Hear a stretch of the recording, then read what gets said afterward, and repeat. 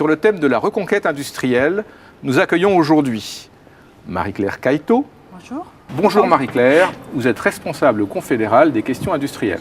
Nous accueillons ensuite Damien Joanne. Bonjour. Damien, vous êtes élu CGT chez Dassault Argenteuil. Ouais. David Blaise.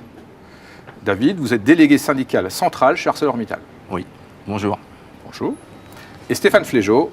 Stéphane, vous êtes secrétaire général adjoint en charge des questions industrielles à la Fédération. Bonjour. Alors, petit, rapide tour de table pour expliquer un peu, prendre position autour de cette thématique de la reconquête industrielle. Marie-Claire, l'industrie, c'est important.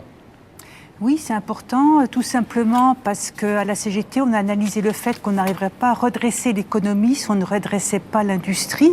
Je vais prendre deux exemples très rapides. Il y a une très légère embellie économique au trimestre fin 2018.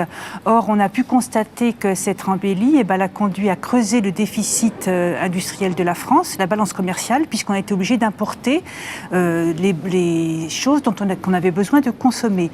Et la deuxième chose que l'on pourrait dire, c'est qu'aujourd'hui, si on regarde la crise sociale majeure qui agite le pays, on pense qu'elle prend sa racine justement dans la désindustrialisation du pays, c'est-à-dire ce qu'on appelle la diagonale du vide qui va des Ardennes aux Pyrénées. L'industrie s'est écroulée, donc les services publics sont partis aussi, les territoires sont en déshérence et donc ça a amené une crise sociale majeure aujourd'hui qui est dans notre pays. Mais Damien, tout n'est pas perdu. La reconquête, ça marche. Ça marche chez nous, donc d'une usine menacée de fermeture il y a 2 ans. Aujourd'hui, on arrive à une annonce qui a été faite le mois dernier sur la construction d'une usine neuve avec 100% des emplois préservés dans le même département. Stéphane, la reconquête industrielle, c'est un thème fédéral. Oui, c'est un thème fédéral dans le sens où on lance une campagne sur la reconquête industrielle qui a eu lieu justement le 21 février ici à la Fédération. On a voulu lancer cette campagne en l'ouvrant à l'ensemble de la CGT, toutes les fédérations et les territoires, pour justement remettre au cœur du débat cette question industrielle. Comme a déjà pu le dire Marie-Claire, pour nous c'est un thème central et qui est un enjeu fondamental, surtout en termes d'emploi et de qualité de vie des salariés dans les territoires. Et enfin David, la lutte, elle se joue dans les usines, mais aussi dans les filières. Oui, exactement. Donc nous, en Grand Est, on s'appuie sur le combat des camarades de la sidérurgie, du groupe ArcelorMittal et du groupe Ascométal, qui ont été percutés violemment par la perte des emplois. Et donc, on a essayé de faire justement le lien avec les autres filières, car l'acier est au cœur de toutes nos filières dans l'industrie. Marie-Claire, on parle de reconquête industrielle. L'industrie, c'est très important. Pourquoi ? Parce que derrière ce mot, il y a plein de choses et il y a une histoire. Alors tout à fait. Alors déjà, il faut qu'on se mette d'accord sur l'état de l'industrie en France. Donc en France, l'industrie aujourd'hui, elle représente 12% du PIB contre à peu près 16% de la moyenne européenne. Donc on voit bien qu'on a un réel problème. Donc ça, le constat, je pense qu'il est partagé. Après, il faut qu'on sache pourquoi le pays s'est désindustrialisé. Donc nous, on pense à la CGT que les causes sont multiples, mais une des causes majeures, c'est la financiarisation de l'économie qui a conduit, et spécialement en France, à faire en sorte que le fruit du travail et donc les bénéfices créés par le travail étaient principalement donnés aux dividendes, donc aux actionnaires, qui n'allaient pas alimenter l'appareil productif, mais qui allaient surtout en France dans l'immobilier ou ainsi de suite. Donc il y a un problème de fond. Donc si on veut réindustrialiser le pays, il faut déjà qu'on ait une vision stratégique, c'est-à-dire que nous, on appelle un État stratège qui puisse vraiment donner une vision sur le long terme, parce que l'industrie a besoin d'investissements qui sont lourds sur le long terme et qui soient capables d'articuler les questions territoriales. On va voir que les questions territoriales, c'est extrêmement important. Les questions nationales pour donner un cadre de cohérence nationale aux filières industrielles et également l'échelon européen. On voit bien qu'aujourd'hui, c'est au niveau européen qu'on peut penser certaines questions. Et aujourd'hui, on souffre dramatiquement de politique européenne. Donc, toutes ces choses-là, toutes ces filières industrielles demandent beaucoup de choses.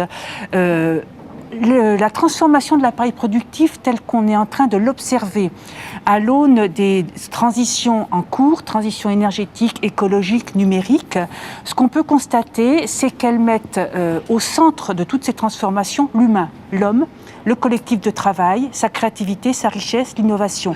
Nous, à la CGT, on pense qu'on est à l'aube d'une transformation anthropologique du travail. Et ça va nécessiter d'investir beaucoup plus dans l'humain. C'est-à-dire que l'argent qui est donné aujourd'hui aux actionnaires, qui est financiarisé, il va falloir le réinjecter dans l'humain en priorité, c'est-à-dire dans la recherche, pour pouvoir monter en gamme, pour pouvoir être innovant, créatif, et on sait qu'en France, on est à la traîne à la recherche, dans les formations, parce qu'on va avoir besoin d'élever les compétences de tous les salariés, et j'insiste, de tous les salariés, il n'y en a pas qu'on va laisser à la traîne, il n'y a pas l'ancienne industrie et la nouvelle industrie, il n'y aurait pas des salariés qu'on jeterait et d'autres qu'on mettrait, il n'y a pas une génération spontanée. J'insiste parce que sous l'ère Macron, c'est la start-up nation, l'innovation, l'industrie 4.0. Non, nous on dit que l'industrie, elle se transforme. Voilà, c'est pas une industrie, voilà. Donc la formation, c'est extrêmement important. Donc investir dans la formation, dans les salaires, dans l'humain, et puis également investir dans l'appareil productif, parce qu'en France, on a un des appareils productifs qui est le plus vieillissant d'Europe, 9 ans de moyen âge. Donc voilà. Donc des solutions, il y en a, elles existent. Maintenant, il faut avoir la volonté politique de les mettre en œuvre. L'équipe Dassault Argenteuil donc, se renforce avec l'arrivée de Yannick Duigou, qui vient nous présenter en tandem le succès de la défense d'industrialisation dans le Val d'Oise. À vous, messieurs. Bonjour. Alors, comment ça a commencé, cette affaire de Alors, en fait, reconquête? il y a eu un déclencheur, c'était en 2016, en juillet 2016, on a eu, au cours d'un CCE, le PDG a commencé à faire un discours, un long discours avec plein d'annonces. Et en fait, on s'est rendu compte au fur et à mesure du discours que le site le plus impacté, ça allait être notre usine et qu'on perdait un tiers de notre activité dans les 2-3 ans qui venaient. Donc là, on a tout de suite senti qu'on allait atteindre une taille critique qui mettait en jeu la pérennité du site. Peut-être un mot pour présenter le site, c'est quoi Dassault Argenteuil? Alors, le site d'Argenteuil, c'est 12 hectares de terrain, 9 hectares de construits sur ce terrain, c'est 720 salariés au CE d'aujourd'hui. On a eu le CE d'aujourd'hui, donc c'est 721 salariés aujourd'hui actifs sur le site de Dassault. C'est la construction d'avions, aussi bien Rafale que Falcon. On fait des fuselages en fait, et c'est une vieille usine qui est en centre-ville. Donc ça, pour la suite de notre projet, c'est quelque chose qui a compté. En fait, on fabrique des avions en centre-ville. Donc il y avait déjà une anomalie, mais qui était historique. Bon. Oui, le point n'était pas de contester un éventuel déménagement, le point était de contester la suppression pure et simple. Alors, c'est même pas une contestation, c'est-à-dire que c'est un discours qui a été amené par le PDG qui, dans son discours, nous parle, voilà, sur Dassault, c'est 9 sites en France, c'est-à-dire qu'ils vont du nord au sud, de l'est à l'ouest, ça va de Seclin à Istres et de Mérignac et Martignas à Argonay. Donc dans son discours, il nous dit que voilà, 9 sites, c'est quand même un handicap dans l'industrie aéronautique, puisque les Américains, eux, ont un site tout seul, et donc ils peuvent gagner en productivité, et ainsi de suite. On connaît les discours des directions. Donc, de tout ça, on s'est dit, qu'est-ce qu'on fait? Est-ce que, on se disait, 3 options s'offrent à nous, écouter la direction et nous dire, vous inquiétez pas, aucun site ne fermera. Donc croire la direction. Deuxième hypothèse, attendre. Donc attendre gentiment, sous perfusion, on va dire, et regarder les effectifs diminuer.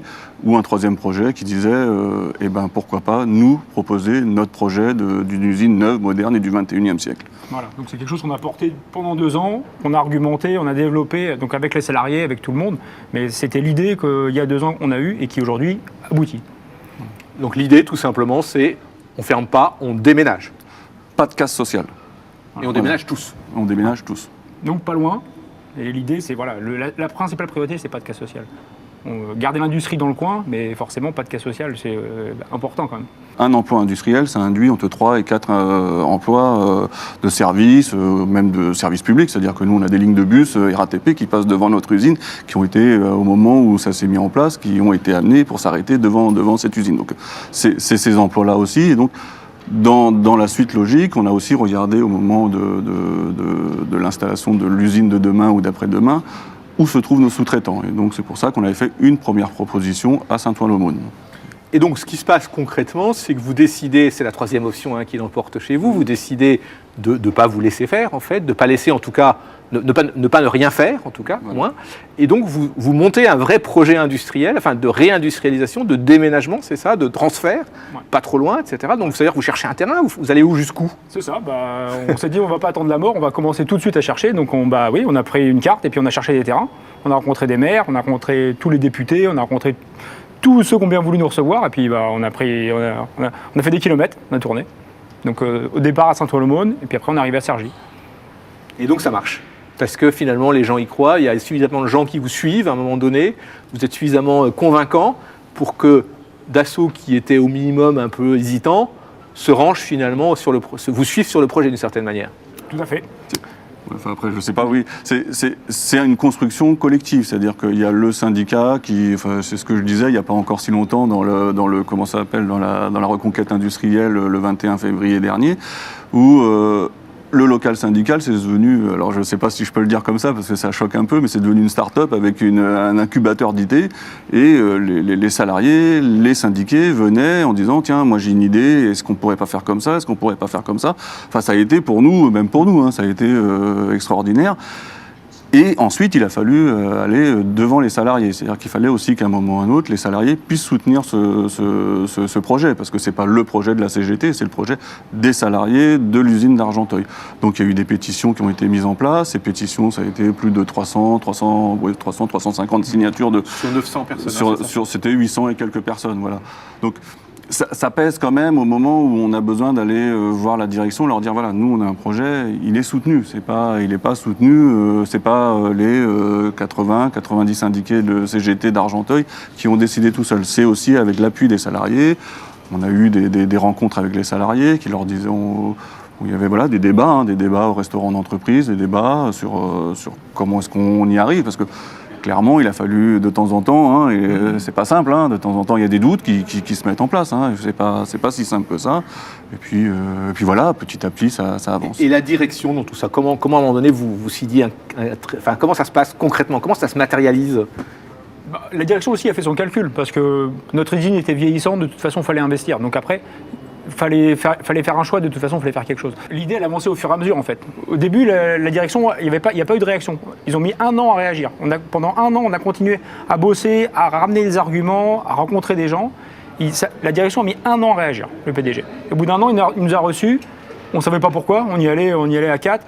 Et finalement, il nous a dit, OK, on lance une étude. En fait, à ce moment-là, première victoire en quelque sorte. Première victoire, et puis même à ce moment-là, en fait, on a compris qu'on avait déclenché le truc. Voilà, l'étude avait fonctionné. Et puis après, l'étude elle a avancé normalement. Et puis finalement, ils sont arrivés aux mêmes conclusions que nous.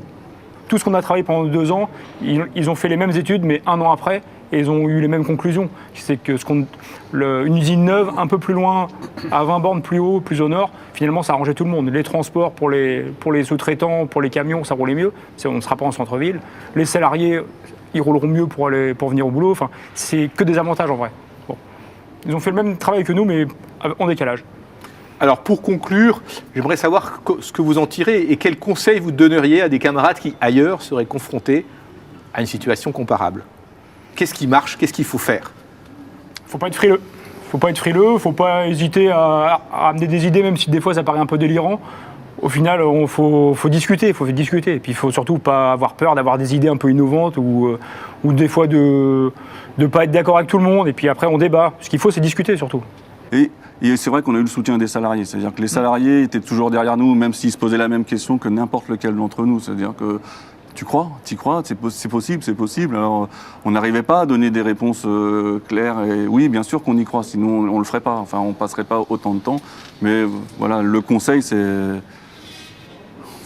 ça va chez Marc, quoi. Ça va chez Marc, il faut... Allez-y, quoi. Merci, messieurs. Merci beaucoup. Alors, Stéphane, on a entendu les mots comme anticipation, comme territoire, et surtout, on a vu des salariés qui ont pris leur destin en main. C'est exactement ce que la Fédération appelle de ses voeux. Il faut des centaines d'Argenteuil en France. Oui, ça serait une très bonne chose déjà pour les salariés. premièrement, et ça serait une bonne chose aussi pour l'ensemble des citoyens en France, ça l'a déjà été dit par Marie-Claire, l'importance de l'industrie dans nos territoires. Et c'est pour ça que la campagne qu'on vient de lancer le 21 février, on la veut en direction des territoires, en partant de 3 thèmes qu'on a souhaité mettre en avant. Le premier thème, c'est la question de la formation professionnelle. Ça, c'est l'anticipation. La formation, c'est l'anticipation et c'est aussi s'assurer du maintien des compétences et des savoir-faire. Parce que dans nos métiers de l'industrie, dans les 10 prochaines années, il va y avoir des dizaines de milliers de salariés qui vont partir à la retraite, donc des savoir-faire qui risquent de partir s'il n'y a pas de transmission, et ça passe par la formation. Et ensuite l'anticipation, parce que nos métiers, ils évoluent. Et pour qu'ils puissent évoluer, ces métiers-là, il faut également de la formation. Et de la formation, je dirais, qui reste aux mains des salariés et non pas uniquement dans les mains des directions. Donc c'est dans ce sens-là qu'on a voulu mettre ce thème en avant. Pour toutes ces raisons-là, et également parce que ces questions de la formation, elles se passent en territoire. Maintenant, c'est une compétence des régions, donc c'est bien dans les territoires qu'on doit prendre cette question-là. Donc ça, c'est le premier thème. Le second thème, c'est la question des évolutions technologiques en lien avec les conditions de travail.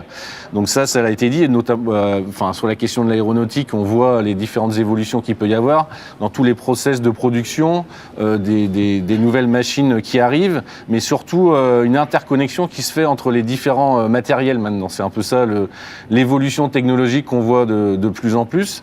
Et en lien avec des conditions de travail, parce que pour que cette situation soit vraiment prise en compte par les salariés, on pense que c'est en partant du travail, de la réalité de ce que vivent les salariés, qu'on peut être le plus à même déjà de les sensibiliser et surtout de les amener avec nous dans la réflexion et dans la construction pour justement proposer des revendications concrètes qui leur parlent tout de suite.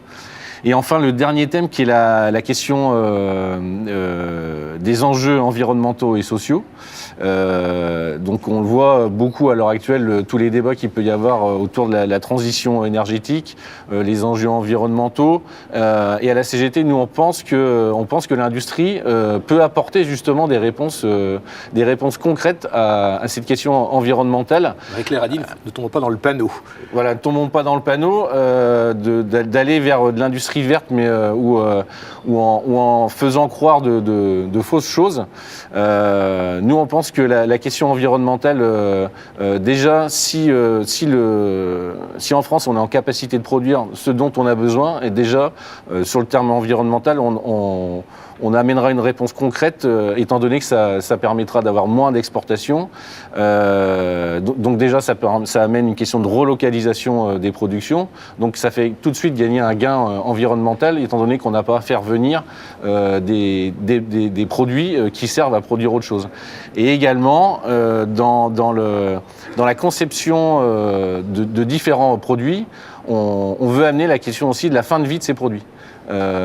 Parce qu'on pense que l'économie circulaire. L'économie circulaire, à partir du moment où on pense à produire un besoin, donc ça va de la recherche jusqu'à la fin de vie de ce qu'on produit.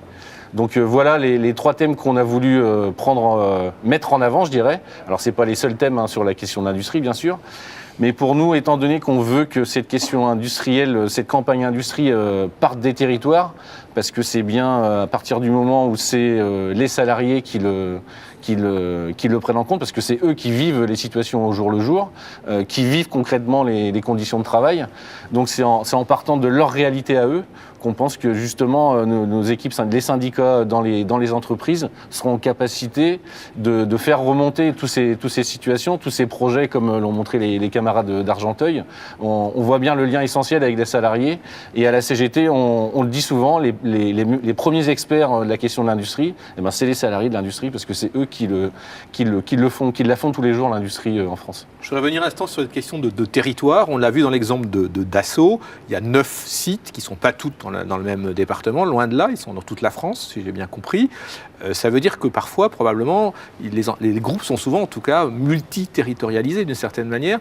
Or là, vous avez choisi de placer la reconquête industrielle sous le signe du territoire. Est-ce que vous pouvez expliquer pourquoi ? Les territoires, tout simplement parce que c'est là que les salariés vivent.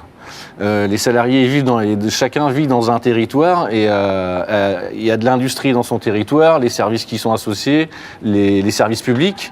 Donc c'est bien là que se passent les choses. Donc on voit d'ailleurs le résultat de la désindustrialisation en France. On peut faire là où il y a le plus de misère sociale.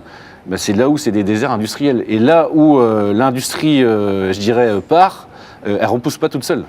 On voit bien qu'à partir du moment où on a des fermetures d'entreprises, derrière, pour ramener une activité économique, c'est d'autant plus compliqué. Donc on pense que c'est réellement dans les territoires que ça se passe, parce que les salariés, ils veulent non seulement se former, mais ils veulent travailler dans leur territoire, d'où ils arrivent. Ils ont grandi, ils ont été élevés. Beaucoup souhaitent avoir la possibilité justement de pouvoir vivre et travailler au pays. Donc ça, c'est pour nous quelque chose de primordial. Et dans l'idée de faire monter le rapport de force, parce qu'on pense que c'est aussi par le rapport de force qu'on arrive à obtenir gain de cause sur des projets concrets qui sont portés et travaillés.